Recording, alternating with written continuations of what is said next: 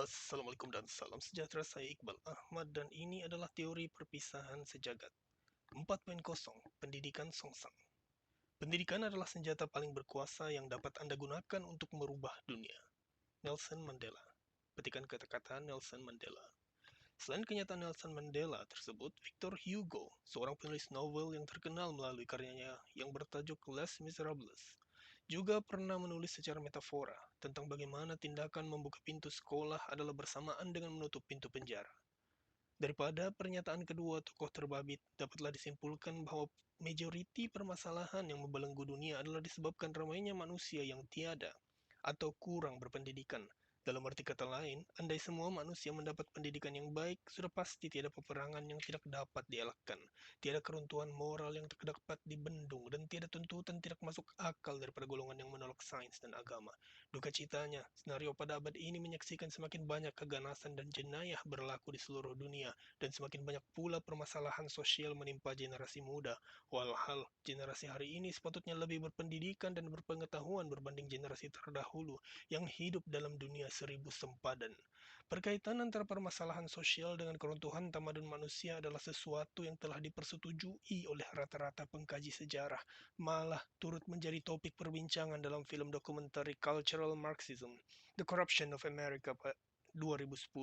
Di dalam dokumenter tersebut, Patrick Buchanan, yang pernah bertanding sebagai calon presiden Amerika Syarikat pada tahun 2000 mendakwa bahwa Amerika Syarikat telah melalui suatu revolusi dalam konteks sosial, moral, dan agama, yang akhirnya mewujudkan budaya Marxisme dalam kalangan khususnya generasi Y, sewaktu di era 90-an yang lalu.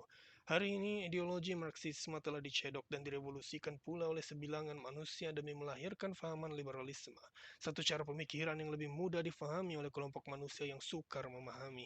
Sejarah kejayaan pemasaran ideologi Marxisme di Amerika Syarikat adalah bertitik tolak daripada penubuhan sebuah institut penyelidikan pada sekitar tahun 1920-an di University Frankfurt, Jerman, yang dikenali sebagai Sekolah Frankfurt. Namun, disebabkan gerakan Adolf Hitler di Jerman yang menentang kuat fahaman Marxisme, akhirnya ahli lembaga Sekolah Frankfurt dengan bantuan daripada University Columbia telah meninggalkan Jerman dan berpindah ke Amerika Syarikat.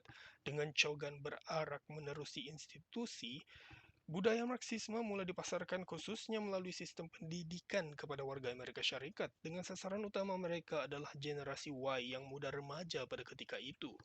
Karena gagal menyadari akan agenda utama fahaman Marxisme, akhirnya institusi kekeluargaan dan agama Kristen yang menjadi tonggak kepada nilai-nilai moral pegangan masyarakat Amerika Syarikat telah berjaya diruntuhkan, sekaligus menjadikan masyarakat hilang pedoman.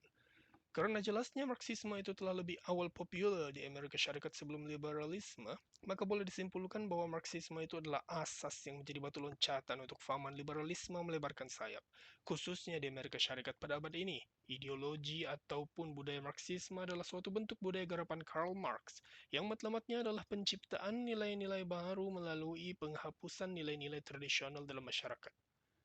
Antara yang berjaya dicapai para pejuang ideologi Marxisme adalah pengenalan subjek seks radikal di sekolah-sekolah Amerika Syarikat yang memperkenalkan pelajar kepada perhubungan sejenis, memansuhkan pendidikan agama dan bacaan doa di sekolah, juga menyamarkan semangat perjuangan feminisme yang hari ini menuntut hak ketuhanan ke atas kaum lelaki sambil melindungi hak-hak golongan LGBT. Awal tahun 2022 menyaksikan sekumpulan pelajar senior sekolah tinggi melakukan protes di sebuah sekolah di West Virginia, Amerika Syarikat dengan meninggalkan dewan kuliah ketika satu sesi perhimpunan sedang berlangsung. Segalanya bermula apabila kumpulan pelajar terbabit telah diarahkan oleh guru mereka untuk menghadiri satu sesi ceramah agama Kristen yang diberikan oleh Nick Walker, seorang pendakwah evangelis berusia 25 tahun. Menurut laporan yang dikeluarkan oleh ABC News 2022, ada dalam kalangan pelajar terbabit bukan pun beragama Kristen, namun telah turut dipaksa untuk duduk di dalam dewan kuliah berkenaan sambil guru terlibat mengunci pintu dewan tersebut. Rentetan kejadian itu, Yayasan Freedom from Religion FFRF yang ditubuhkan sejak tahun 1978 di Amerika Syarikat telah mengutus surat membantah kejadian berkenaan dan menegaskan bahwa sekolah tidak boleh membenarkan pihak gereja menggunakan tapak sekolah untuk merekrut pengikut. Memperuntukkan bahwa Kongres tidak membuat undang-undang berkenaan dengan penubuhan agama atau melarang penggunaan bebasnya. Ia melindungi kebebasan bersuara. akbar, perhimpunan, dan hak untuk membuat petition kepada kerajaan untuk membetulkan rungutan. Petikan pindaan pertama Bill of Rights Amerika Syarikat.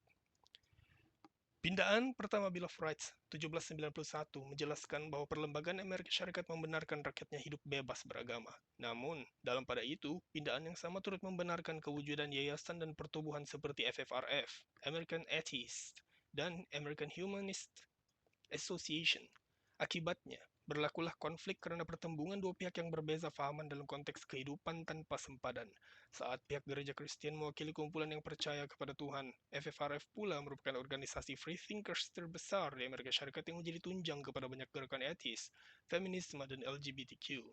Berselindung sebagai yayasan amal dan pendidikan yang ditubuhkan di bawah Section 501-C-3 Kode Undang-Undang Amerika Syarikat, FFRF telah ditubuhkan dengan matlamat untuk mempromosikan satu daripada prinsip perlembagaan Amerika Syarikat, yakni pemisahan negara dan gereja.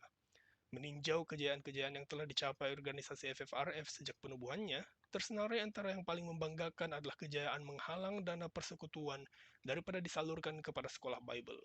Kejayaan menghalang jutaan dolar duit cukai daripada digunakan untuk membaiki dan menyelenggarakan gereja. Juga kejayaan melarang subsidi diberikan kepada sekolah-sekolah agama. Amerika Syarikat bukanlah sebuah negara yang dibina atas satu prinsip tunggal semata-mata. Namun, organisasi seperti FFRF telah mengambil kesempatan atas kewujudan ruang dan peluang tersebut untuk mendidik masyarakat Amerika Syarikat tentang kualiti-kualiti etis, feminis, dan LGBTQ. Usaha-usaha mendidik masyarakat agar menolak agama telah mencengkam Amerika Syarikat daripada akarnya. Seperti pepatah melentur buluh biarlah daripada rebungnya, maka ramailah yang mulai memberikan perhatian terhadap generasi muda, khasnya dengan usaha merevolusikan dasar dan sistem pendidikan negara.